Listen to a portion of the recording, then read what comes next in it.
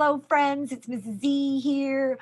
Today I'm going to be reading a very inspirational story. It's called Emmanuel's Dream, the true story of Emmanuel Ofosu Yeboah by Laurie Thompson and Sean Quayles.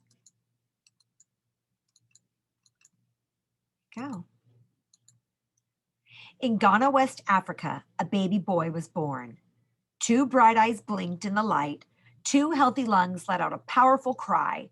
Two tiny fists opened and closed, but only one strong leg kicked. Most people thought he would be useless, or worse, a curse. His father left, never to return. But his mother had faith. Her name was Comfort, and she named her first child Emmanuel, meaning God is with us. As Emmanuel grew, Mama Comfort told him he could have anything, but he would have to get it for himself. He learned to crawl and hop, to fetch water and climb coconut trees.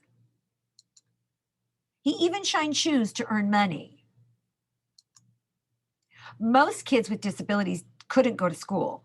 Still, Emmanuel's mother carried him there until one day she said, "You are too heavy." From then on, Emmanuel hopped to school and back 2 miles each way on one leg by himself. At first, nobody would play with him. So Emmanuel saved his money and bought something none of his classmates had, a brand new soccer ball. Of course he would share it, if he could play too. Lunging and spinning on crutches his grandmother had found for him and kicking the ball with his good left foot, Emmanuel earned their respect. His new friends sometimes used their lunch money to rent bikes. Would Emmanuel be able to join them? His friend Godwin pushed him fast so he could balance. Over and over again, Emmanuel fell hard, but finally, he rode. When Emmanuel was 13, Mama Comfort got very sick. She could no longer sell vegetables at the market, and Emmanuel's sister and brother were too little to work. He would have to support them. Against his mother's wishes, Emmanuel snuck out and boarded a midnight train to the bustling city of Accra, 150 miles away, alone. He didn't know it then, but it would be 2 years before he saw his family again. 13 years old. Emmanuel arrived full of hope. There were so many people, but no one would hire him.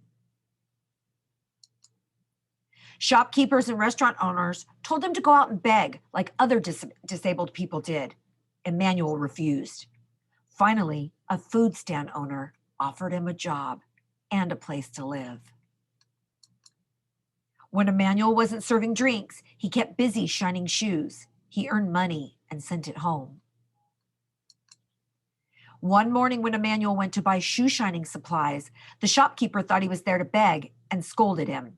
Insulted, Emmanuel slammed his money down on the counter. The shopkeeper apologized, but Emmanuel would never forget. When Mama Comfort grew sicker, Emmanuel went home to be with her. From her bed on Christmas Eve, she told her son, "Be respectful, take care of your family, don't ever beg, and don't give up." By the next morning, Emmanuel's beloved mother was dead. He was heartbroken, but he knew her last words had been a gift. He would honor them by showing everyone that being disabled does not mean being unable. It was a big dream, but Emmanuel had a plan. Emmanuel had a sharp mind, a bold heart, and one strong leg. All he needed was a bike.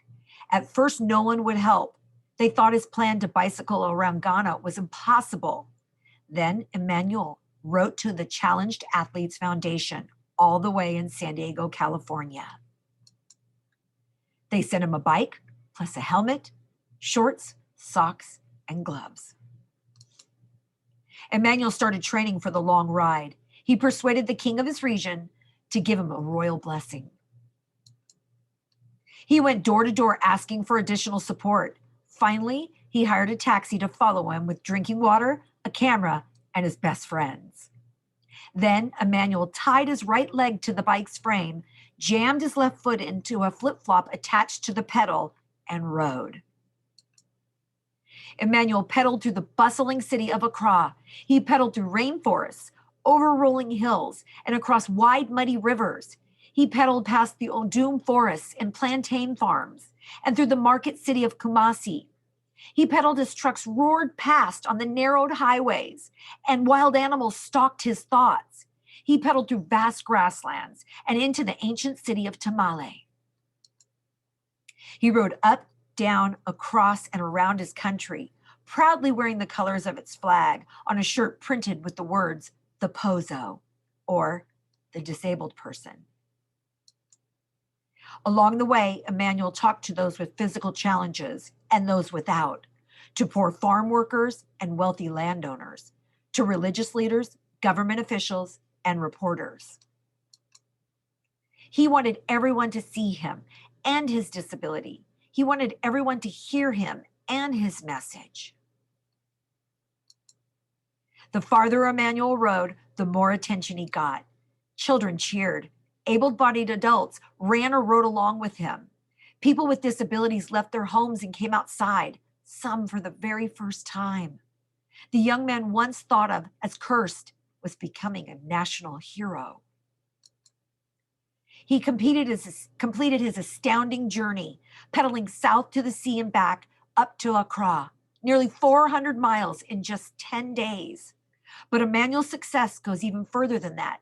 He proved that one leg is enough to do great things, and one person is enough to change the world. The end.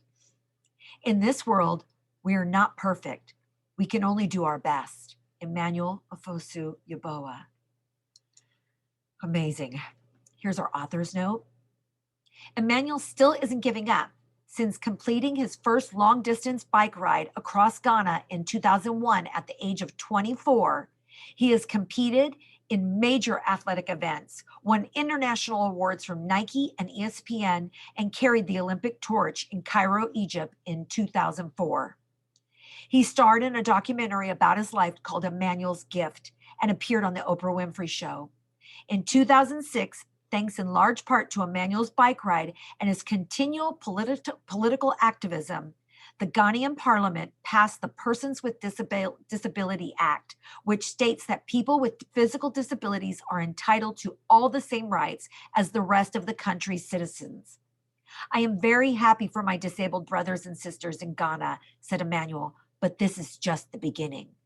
Today, Emmanuel continues to work on behalf of the disabled. He maintains a scholarship fund to help children with disabilities attend school, and he helps organizations distribute wheelchairs to those in need.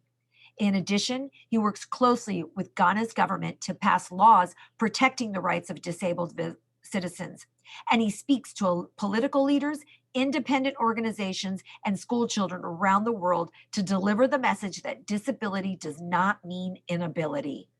To find out more about Emmanuel and his activities, including the progress of the school he is building for children with and without disabilities, please visit the Emmanuel Foundation, Educational Foundation and Sports Academy website at emmanuelsdream.org. Extremely inspirational story. There he is behind me. If you want to know more, watch his documentary, go to his website. I hope this story touched you the way it did me, and have a great day and keep reading.